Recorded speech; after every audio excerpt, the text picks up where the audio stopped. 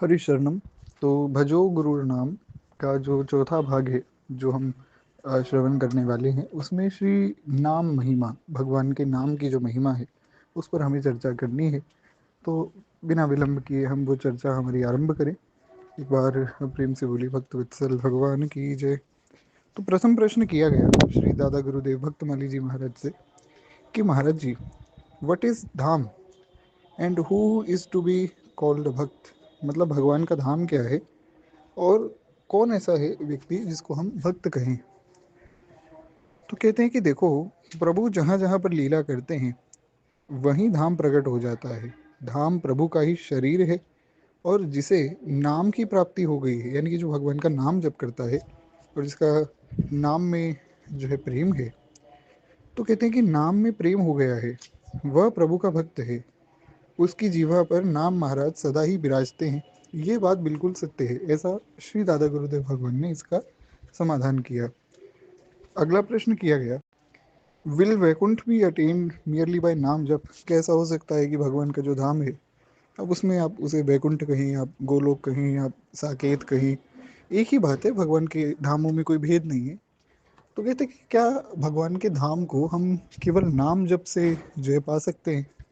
कैसा संभव है कि केवल नाम जप किया जाए और भगवान का धाम हमें मिल जाए, धाम की प्राप्ति हो जाए? तो श्री महाराज जी ने बताया कि देखो, अजामिल ने जो है पुत्र का नाम लिया। अजामिल ने अपने पुत्र का नाम नारायण रखा। कथा बड़ी प्रसिद्ध है, कथा आप सबको ज्ञात है। हमने पूर्व में भी इस पर चर्चा की, जिसमें हमने भगवान के हरि वल्लभों का चरित्र सुना। उससे पहले हमने द्वादश महाभागवतों का चरित्र सुना था। विधि नारद शंकर सनकादिक कपिल देव मनुभूप नर हरिदास जनक भीषम बलि सुकमणि धर्म स्वरूप अंतर्गत अनुचर हरिजू के जो इनको यश गावे आदि मध्य लो अंतर इनको श्रोता वक्ता पावे। अजामेल प्रसंग है निर्णय परम धर्म को जान इनकी कृपा और पुण्य समझे द्वादश भक्त प्रधान। तो उस छप्पे में हमने श्री अजामिल जी के चरित्र की भी जो है खूब विस्तृत चर्चा की थी। तो कहते हैं कि अजामिल ने अपने पुत्र का नाम लिया और भगवान के नाम का आभास मात्र होने से उसका उद्धार हो गया। उसने भगवान का नाम नहीं लिया था, अगर ध्यान से देखा जाए। उसने तो केवल अपने पुत्र का नाम लिया था, पर उसमें नामाभास था, क्योंकि उसमें भगवान का नाम आ गया ना। तो इस प्रकार से नामाभास से भी कल्याण होता है। तो महाराज जी कहते हैं कि देखो, कहते हैं कि इसीलिए नाम का जो आश्रय है वो परम धर्म है। बड़े से बड़े पापों को जो है नाम नष्ट कर सकता है, और बड़े से बड़े पापों का श्रेष्ठ प्रायश्चित भगवान का नाम ही है। हाँ, इसका ये मतलब नहीं कि हम नाम के भरोसे जो है पाप करते रहें कि चलो कोई बात नहीं, हम गलती कर लेते हैं बाद में नाम जपेंगे, वो गलत बात है, ऐसा नहीं करना है। पर बड़ी से बड़ी अगर किसी से भूल हो गई अनजाने में, तो उसका जो है शमन नाम से हो सकता है। तो कहते हैं कि देखो, एक साल हरिद्वार गंगा तट पर रहकर अजामिल ने फिर नाम जप किया और विमान में बैठकर वो वैकुंठ गया। मतलब ऐसी कथा आप लोगों ने यहाँ तक की तो कथा सुनी होगी कि महाराज अजामिल ने अपने पुत्र को पुकारा, नारायण मुझे बचाओ, नारायण मुझे बचाओ। तो भगवान के जो पार्षद हैं भी आए, यहाँ से यमदूत आए। तो यहाँ तक की कथा तो सबने सुनी है। उसके बाद क्या हुआ था, संभवतः आप लोगों ने इसके बाद की कथा भी पढ़ी हो, सुनी हो, भागवत जी में वर्णन है। हुआ क्या था कि जब यहाँ से श्री ठाकुर जी के पार्षद आए और वहाँ से यमदूत आए, तो दोनों में शास्त्रार्थ हुआ।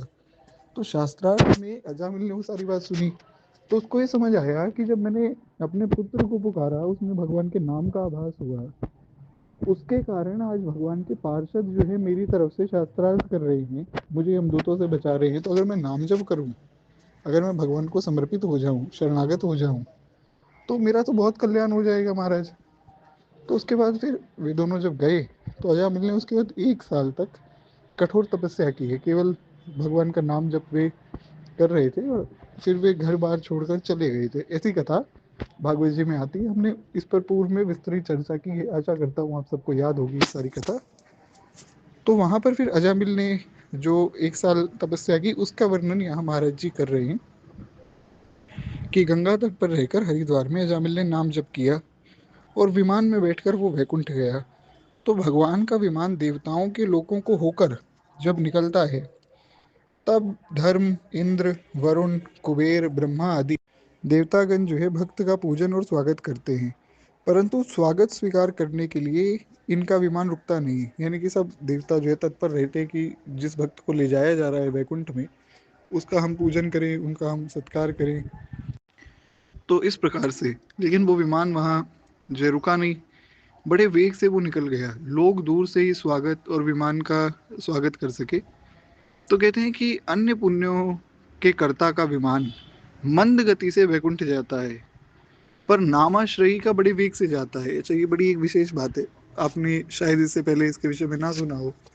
पूज्य श्री दादा गुरुदेव भक्तमाली जी महाराज ये अंदर की एक रहस्य की बात बताते हैं कि जो नामाश्रयी है, जो भगवान के नाम का आश्रय लेता है, जो नाम जापक है, उसका जो विमान जब भगवान के धाम जाता है उसको लेकर, तो वहाँ बड़े वेग से वो जो है भगवान के धाम जाता है। और जो अन्य किसी साधन का आश्रय लेते हैं, अगर वो भी वैकुंठ जा रहे हैं, क्योंकि हमने आज सुबह की कथा में जैसा कि चर्चा भी की श्री भक्तमाल की कथा में, कि कुछ भी अगर भगवत प्रीत्यर्थ किया जावे, कुछ भी भगवान की प्रसन्नता के लिए किया जावे, तो वो भगवान को प्रसन्न करने वाला साधन भगवान तक ले जाता है। तो अन्य जो साधन है उनका विमान थोड़ा मंद गति से चलता है, यहाँ द्रुत गति से यानी कि तेजी से ये विमान जो नामाश्रयी है उसका विमान तेजी से जाता है। तो इस प्रकार से इस प्रश्न का भी समाधान हुआ। अब देखिए, आप लोग ये कथा तो यहाँ सुन रहे हैं, मैं एक निवेदन करूंगा कि इस कथा को सुनने के बाद इस वॉइस नोट पे रिएक्ट अवश्य करें, चाहे रिप्लाई आप करें ना करें कोई बात नहीं, पर रिएक्ट अवश्य कीजिएगा, ताकि मुझे कम से कम पता लगे कि हाँ आपने जो कथा ध्यान से सुनी है। तो खैर, एक बार प्रेम से बोलिए श्री दादा गुरुदेव भगवान की जय। तो अगला प्रश्न हुआ, ये बड़ा सुंदर प्रश्न है। कहते हैं कि can we name our daughter after Shri Kishori ji name, कि जो हमारी पुत्री हैं घर में, क्या उनका नाम हम किशोरी जी के नाम पर रख सकते हैं? तो महाराज जी बताते हैं कि देखो, एक सज्जन की स्त्री मर गई, वह उसके वियोग में पागल होकर घूमता हुआ देववश बरसाने में पहुंच गया और अति आर्त होकर रोते रोते बीच बीच में हा किशोरी कहता था। राधा रानी ने कहा कि इस भक्त के पास चलकर जो है इस पर कृपा करनी चाहिए। तो ललिता जी ने कहा कि हे स्वामिनी जो, ये संसारी जीव है, ये आपके लिए नहीं रो रहा है, ये आपको नहीं पुकार रहा है, ये तो अपनी स्त्री के वियोग में रोता है, और इसकी स्त्री का नाम किशोरी है, इसलिए उसको पुकार रहा है, हा किशोरी हा किशोरी।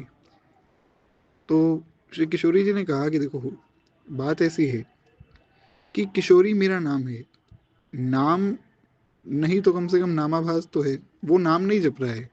अब देखिए, नामाभास का मतलब क्या है कि नाम का आभास तो हो रहा है ना उसमें। जैसे कोई कहे कृष्ण कृष्ण कृष्ण, चाहे कृष्ण उसके मित्र का नाम है, पर उसमें भगवान का नाम तो आ गया ना। तो इस प्रकार से जो है उसका भी कल्याण हो जाएगा। इसलिए श्री किशोरी जी ने स्वयं अपने मुख से बात कही है कि नाम का आभास तो है, इसलिए श्री श्री जी ने दर्शन दिया और उस पर कृपा की, बरसाने में उसको वास मिला, अली किशोरी के नाम से वे संत प्रसिद्ध हुए। और ये कई सौ वर्षों पुरानी ऐसी कथा प्राप्त होती है, बरसाना की कथा है, जिनमें श्री अली किशोरी नाम से फिर वे संत भगवान प्रसिद्ध भी हुए। तो खैर, इसलिए जो है नाम, अगर आप अपने घर में बालकों का नाम भगवान के नाम के ऊपर रखें तो बहुत अच्छी बात है। खैर, अगला प्रश्न किया गया कि विच नेम ऑफ भगवान शुड बी चैंट, कि भगवान का जो है कौन सा नाम, किस नाम का हमें जप करना चाहिए। तो महाराज जी बताते हैं कि देखो, भगवान बड़े दयामय हैं, हम उनको भूल सकते हैं पर भगवान हमें कभी भी नहीं भूलते। इसलिए भगवान का नाम भगवान की दया से जीवा पर आता है। नाम जो है वेदों का नाम जो आया, तो समझो कि भगवान ही आ गए। जो हम भगवान का नाम जप रहे हैं ना, ये बहुत कृपा की बात है, क्योंकि हमें हमें समझ नहीं आ रहा, हमें तो लग रहा है कि चलो ठीक है, हम कुछ 10 5 15 20 जितना भी श्री ठाकुर जी करवावें तो उतना नाम हम जपते हैं, पर वास्तव में हम नहीं जप रहे हैं। ये भगवान की बड़ी कृपा है, इसलिए हमें वो नाम जो है स्मरण हो रहा है, वरना भगवान का नाम जपना भी संभव नहीं, हमारी उतनी भी सामर्थ्य नहीं। अब जो मुझ जैसे ढोंगी पाखंडी लोग हैं, वे तो नाम जप करते ही नहीं है, पर भगवान की बड़ी कृपा है, हम सबको कम से कम नाम का आश्रय तो मिला। तो कहते हैं कि महाराज, नाम अगर आपकी जिह्वा पर आया तो समझिए कि भगवान ही आपके पास आए हैं। इसलिए जिसने नाम का जो है नाम को अपनाया है, उसने सभी वेदों का पाठ कर लिया। नाम कीर्तन करने वाला सभी तीर्थ कर चुका है, नाम लेने वाले के पितरों का उद्धार हो जाता है। गोविंद, गोपाल, राम, कृष्ण, नारायण, सभी नामों की महिमा अनंत है। किसी भी नाम में कोई भेद नहीं है, कोई नाम बड़ा है, कोई नाम छोटा नहीं है। कहते हैं कि पुनः जिसको गुरुदेव का नाम जो है बता दें, उसके लिए वो श्रेष्ठ है। यानी कि गुरुदेव भगवान जिसके भी, मतलब जो व्यक्ति जिन भी संत के आश्रित है, तो वो उसको जो भी नाम बतावें, उसके लिए वही नाम श्रेष्ठ है। जैसे कि किसी व्यक्ति ने जो है अपनी गुरु परंपरा में नाम सुना कि भैया राम राम जपो, तो उसके लिए राम नाम श्रेष्ठ हो गया। किसी ने कृष्ण नाम सुना तो कृष्ण नाम श्रेष्ठ हो गया।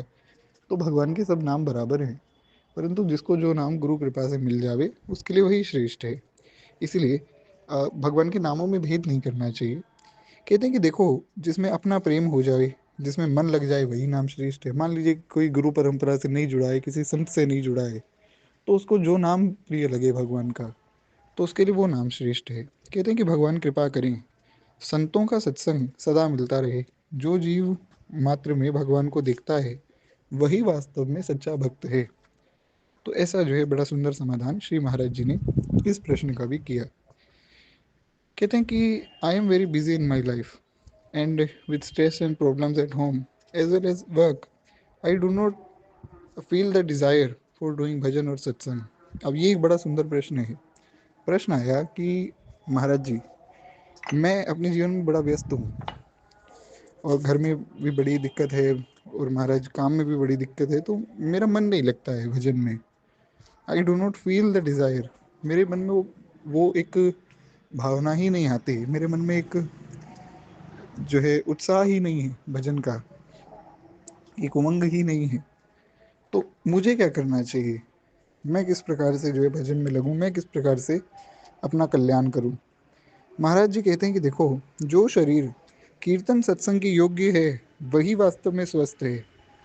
अन्यथा स्वस्थ रहते हुए भी वो शरीर अस्वस्थ है। अगर किसी ने बहुत बढ़िया बॉडी बना ली, आजकल बहुत लोगों को ऐसा शौक है कि महाराज जिम जाएंगे और बहुत बढ़िया बॉडी बना लेंगे, तो महाराज जी कहते हैं कि अगर आपने बहुत बढ़िया बॉडी बना ली, पर अगर आप भगवान नाम कीर्तन नहीं कर रहे हैं, उसको भगवान की सेवा में नहीं लगा रहे हैं, तो व्यर्थ है आपका शरीर। आपको याद होगा, हम लोगों ने एक बड़ा सुंदर विनय पत्रिका जी का पद, उस पर बहुत विस्तृत चर्चा 2-3 बार की है।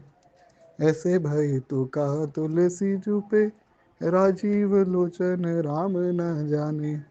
उसमें गोस्वामी जी ने यही तो कहा कि महाराज, काम से रूप प्रताप दिनेश, से पहली बात गोस्वामी जी ने कही, चाहे कामदेव जैसा स्वरूप हो, चाहे दिनेश, चाहे सूर्य भगवान जैसा तेज हो, पर क्या मतलब है अगर भगवान को नहीं जाना?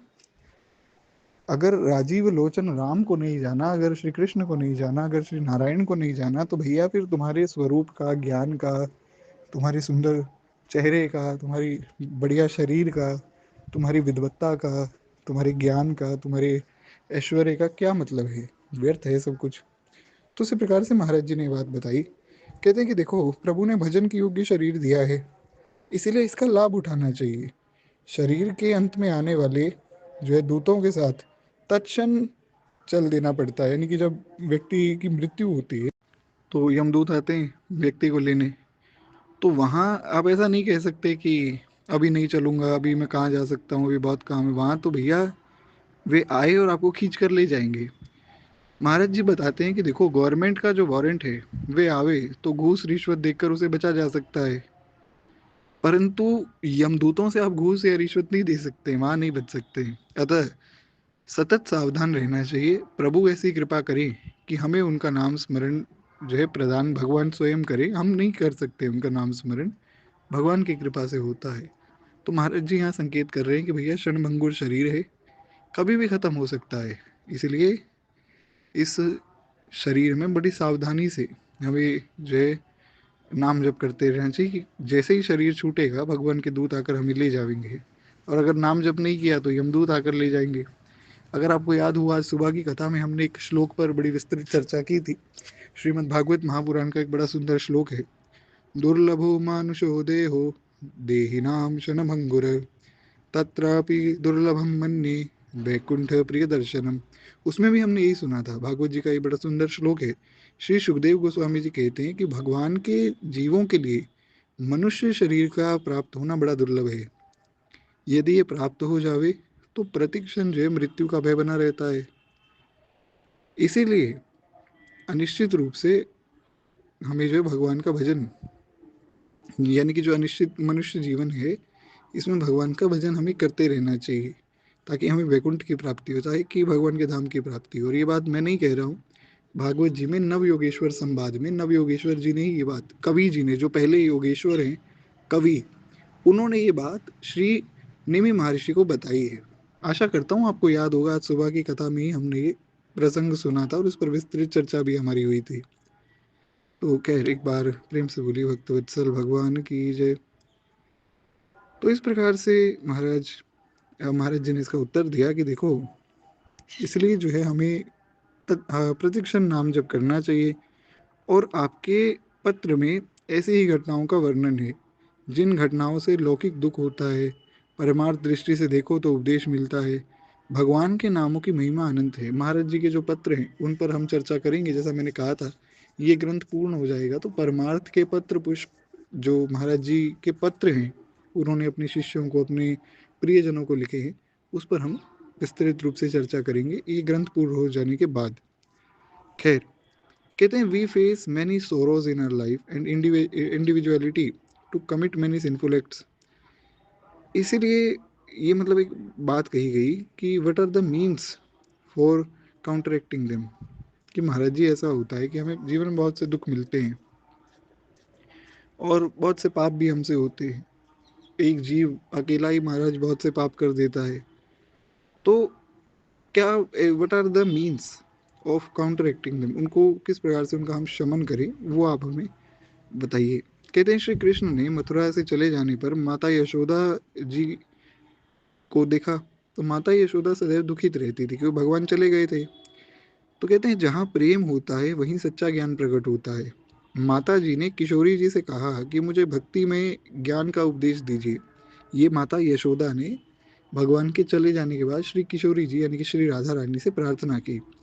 तो कहते हैं माता जी ने जब किशोरी जी से ये बात कही, श्री जी ने कहा कि आप अपने पुत्र का भक्ति पूर्वक स्मरण करें, उनके नामों का स्मरण करें, और उनके मुख्य नाम ये हैं, यानी कि भगवान के मुख्य नाम क्या हैं, वो श्री किशोरी जी स्वयं अपने मुख से बता रही हैं। देखिए, आज का ये सत्संग बड़ा विशेष है। मैं तो कहता हूँ ये आज का जो ये प्रसंग है, ये आपको बारंबार सुनना चाहिए। इस रिकॉर्डिंग को सेव करके रख लीजिए, यूट्यूब पे भी अपलोड हो जाएगी ये। और ये पूरा ग्रंथ ही आपको बार बार सुनना चाहिए। बहुत ज़्यादा बड़ा ग्रंथ है नहीं। हमने गुरु महिमा सुनी, उसमें हमने केवल 3 भाग सुने, 3 दिन में हमारा गुरु महिमा का भाग हो गया। 1-2 दिन में ये भी कंप्लीट हो जाएगा नाम महिमा का। तो 5-7 वीडियोस होंगी, मैक्सिमम 5 या 6। तो ये 5 या 6 वीडियोस जो कि लगभग लगभग आधा घंटा 1 घंटा की है, या बारंबार सुनेंगे ना तो आपको बहुत लाभ होगा, क्योंकि ग्रंथ बड़ा विशेष है, बड़ा सुंदर ग्रंथ है। और अगर आप में से कोई वृंदावन जाए तो मलुक पीठ से आप इसको ले भी सकते हैं। खैर, तो आशा कर रहा हूँ कि जो लोग यहाँ तक जुड़े हुए हैं, अभी तक जो सुन रहे हैं, वो ध्यान से सुन रहे होंगे। खैर, एक बार प्रेम से बोली भक्त वत्सल भगवान की जय। तो श्री किशोरी जी बता रही हैं कि भगवान के मुख्य नाम क्या क्या हैं। राम, नारायण, अनंत, मुकुंद, मधुसूदन, कृष्ण, कंसहरी, हरि, बैकुंठ और वामन। इन 11 नामों का उच्चारण करने से अनेक जन्मों के महापाप नष्ट हो जाते हैं। बैकुंठ भी भगवान का एक नाम है, धाम भी है, नाम भी है। तो एक बार मैं पुनः दोहरा देता हूँ, इन 11 नामों का स्मरण जो व्यक्ति करता है उसके सब पाप नष्ट हो जाते हैं। तो एक बार मेरे पीछे मन ही मन आप लोग दोहरा भी सकते हैं। राम, नारायण, अनंत, मुकुंद, मधुसूदन, कृष्ण, कंसारी, हरि, वैकुंठ और वामन। कहते हैं ऐसा कहकर श्री किशोरी जी ने ये सभी नाम जो है माता यशोदा को बताए, और सभी नामों की फिर व्याख्या की और उनकी महिमा बताई कि राम नाम है तो राम नाम की क्या व्याख्या की जाए, राम नाम की क्या महिमा है। गोस्वामी जी ने भी कहा, जो आनंद सिंधु सुख राशि सी करते त्रैलोक सुपासी, सो सुख धाम राम रस नामा, इत्यादि प्रकार से मानस जी में राम नाम की महिमा आई। फिर मुकुंद नाम की क्या महिमा है, बैकुंठ नाम की क्या महिमा है, कृष्ण नाम की क्या महिमा है, सब इत्यादि प्रकार से 11 नामों का फिर किशोरी जी ने व्याख्यान किया, फिर उनकी महिमा बताई, सारी बात बताकर कहते हैं जो बड़े विस्तार के साथ ब्रह्म वैवर्त पुराण में वर्णित है। अगर आप में से किसी को पढ़ना हो ये प्रसंग, तो ब्रह्म वैवर्त पुराण में आप लोग ये प्रसंग पढ़ भी सकते हैं। कहते हैं सर्वप्रथम राम नाम लिया गया, उसकी महिमा पहले कही गई। रा शब्द विश्ववाचक है और माँ शब्द ईश्वरवाचक है। तो इस प्रकार से महाराज जी ने इस प्रश्न का भी समाधान किया। एक बार प्रेम से बोलिए भक्त वत्सल भगवान की जय, श्री महाराज जी की जय। कहते हैं व्हाट इज द स्वरूप ऑफ श्री राम नाम, ओ भगवान श्री राम, यानी कि भगवान का जो श्री राम नाम है उसका स्वरूप क्या है, उसका नेचर क्या है। कहते हैं कि जो सब लोगों का ईश्वर है वही राम है। वे रमा के साथ रमन करते हैं, इसलिए भी वे राम है। रमा का रमन स्थान होने से भी उनका नाम राम है।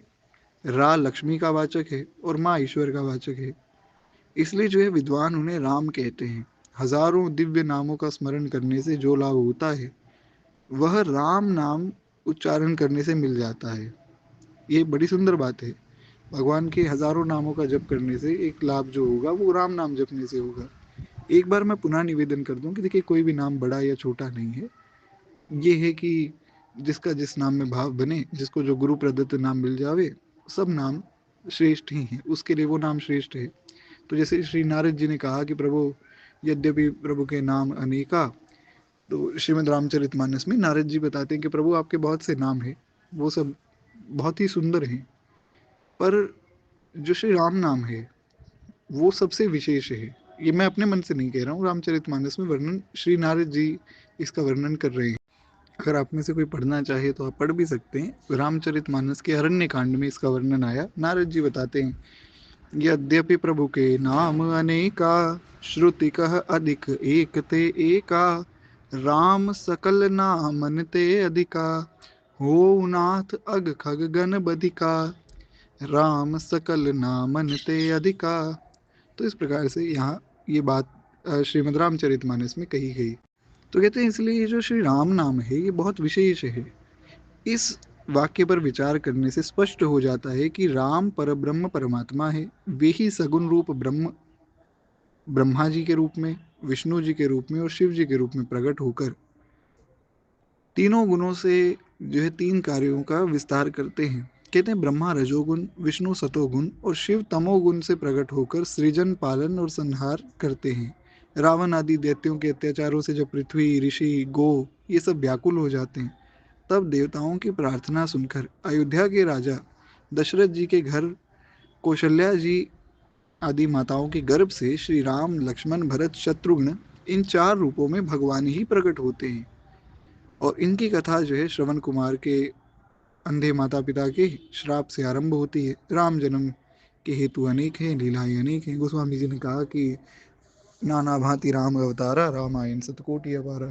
तो इस प्रकार से कथा आप सबको ज्ञात है। यहाँ वही बात कही जा रही है कि जो एक बात कही जाती है ना, एक राम जो है दशरथ का बेटा, एक राम घटघट में लेटा, तो वही बात है कि वही राम दशरथ का बेटा और वही राम घटघट में लेटा, ये वही है, परब्रह्म भगवान ही है श्री राम, जिनके विषय में यहाँ चर्चा हुई। तो ये कुछ हमारे प्रश्न हुए। बाकी जो प्रश्न है उन पर हम कल चर्चा करेंगे। आज वाणी को ही विश्राम देते हैं। एक बार प्रेम से बोलिए भक्त वत्सल भगवान की जय, श्री दादा गुरुदेव भगवान की जय, श्री सीताराम, श्री राधेश्याम।